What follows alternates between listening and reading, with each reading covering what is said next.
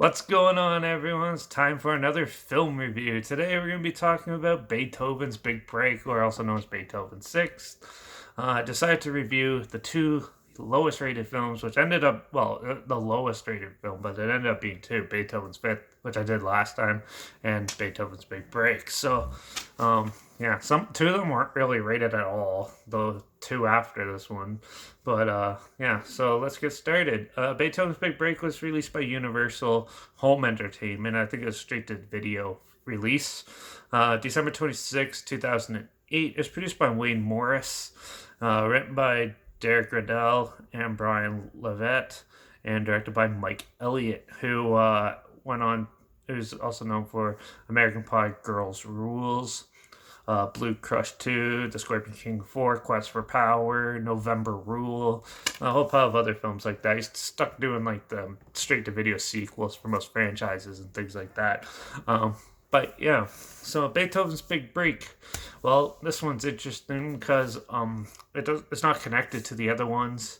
You meet this young dad who's an animal trainer for films, and he has a collection of animals, and he's basically the one. So, like, you see an animal in a scene, he's the one holding the treats and training them how to act in camera and stuff like that. And he has a young son, and his young son's not like in school, so he skips class and stuff like that. And he comes across Saint Bernard and brings him home and ends up being good friends with them.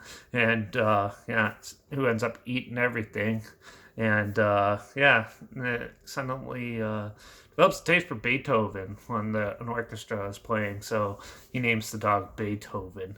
And the dad comes home not about having the dog and all, but then gets fired from his job because his boss is a lunatic and blames him for losing a star in an animal feature film. And he ends up working with Beethoven and bringing Beethoven onto the set when he comes to get his stuff, and they end up hiring Beethoven to be the star of this next film, which ends up being Beethoven 1, the movie. Um, yeah. And then other things happen throughout, like the screenwriter is so mad at him, but then she's becomes like the love interest of the dad, and they kind of work through the problems and stuff like that, and together, and end up being a happy family at the end. Beethoven's Big Break is your typical straight to video uh, family, somewhat adventure type film. I liked how they did the filming of Beethoven 1 and correlating that with a Beethoven film. I thought that was amusing. A lot of people hate this movie though. I thought the acting wasn't too bad. The blonde girl who plays the screenwriter was pretty cute. She was really good at acting and look very invested in a role. Same with the dad and the kid. Those ones all look everyone pretty much looked pretty well invested in with their characters and stuff in this production. And you could tell they filmed a lot of it at like the Universal backlot in Hollywood and at the Universal theme park in Florida. You get definitely a lot of iconic shots in there. But definitely it's a fun little family film. The way they did it and all. But the main problem I have with this is basically this is a carbon copy almost of Garfield the movie.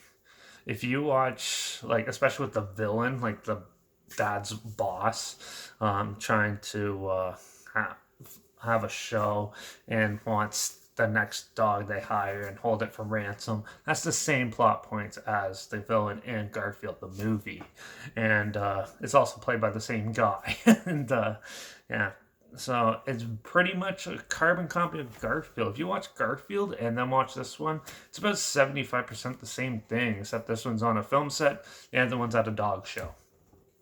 Or at a pet show of Garfield running through.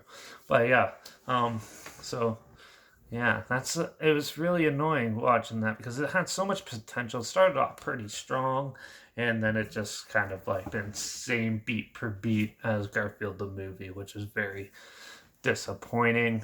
And And yeah, I know this is a family film, but it was pretty slow for a family film. It's like an hour and 35 minutes, and holy, it felt longer than that. And yeah, for the most part, it wasn't super entertaining. They did have, I do gotta comment this because it's rare that I do, but they had a CG iguana that he was training, and it actually looked pretty good. It still looks good today, even though this came out in 2008. So I was pretty impressed with that. Yeah, and the acting's pretty good. The story was standard, somewhat carbon copy, like I said. Um, yeah, and the cinematography in this was way better than the last one, I gotta say. And yeah, it still looks good, and it's still an amusing film, but it's like once you see one movie, you don't want to watch a duplicate almost of another one with us, like a Saint Bernardin instead of an orange cat. So yeah, but I'm gonna give this a higher rating than most people probably would. I'm gonna give Beethoven's Big Break a 2.5 out of 5 because it was still enjoyable. I still thought it was amusing. So it's been fun so far going back and looking at all these animal adventure films and stuff, comedies and stuff, because I haven't seen half of them, and or I'm reliving them for the first time in like 20 years. So it's always a fun experience doing this. So yeah, but yeah, Beethoven's Big Break, first time checking it out, it wasn't as bad as most people said. It's just your standard movie. That's why I'm giving it a 2.5. So the trailer link down below if it sounds like something you're interested in, and also link down below is my Instagram where I always post clips of films I'm going to review in the future on my story. Usually I have the film title hashtag and subgenre film hashtag so you're aware of it. And also my Letterbox is linked down below as well at Derek P Reviews, where I post my first rating right after watching the film. So follow me on one of those two platforms to stay in the loop for this channel. Like this video, share it so more people aware of it. Comment your opinions of the film down below if you've seen it, and let me know what your favorite Beethoven film is if you have one. I'd love to hear your thoughts on that. And if there's any other films or franchises or whatever you want to hear my opinions on, comment those down below too. I'll try to manage to get them as soon as I can, and if I can find them. And yeah, hopefully, and make sure you subscribe because I'm always talking about something weird, obscure, and odd. And hopefully, we can find something weird, obscure, and odd together. And over there, checking out, or so you hear my opinions on popular films. I like doing that too because I apparently have weird opinions on stuff and interesting things like that. But yeah, so also if you subscribe, then you'll probably get alerted to my next review, which is actually a sequel, but I like it kind of better than the original. So yeah, which will be Evan Almighty. So yeah, well, that one's going to be interesting to relive. A lot of people hate that one too, but for some reason I love it. So yeah. So make sure you subscribe, and yeah, watch out for all those crazy St. Bernards out there trying to get into showbiz. And I guess I'll see you all in the next one. So until the next one, cheers.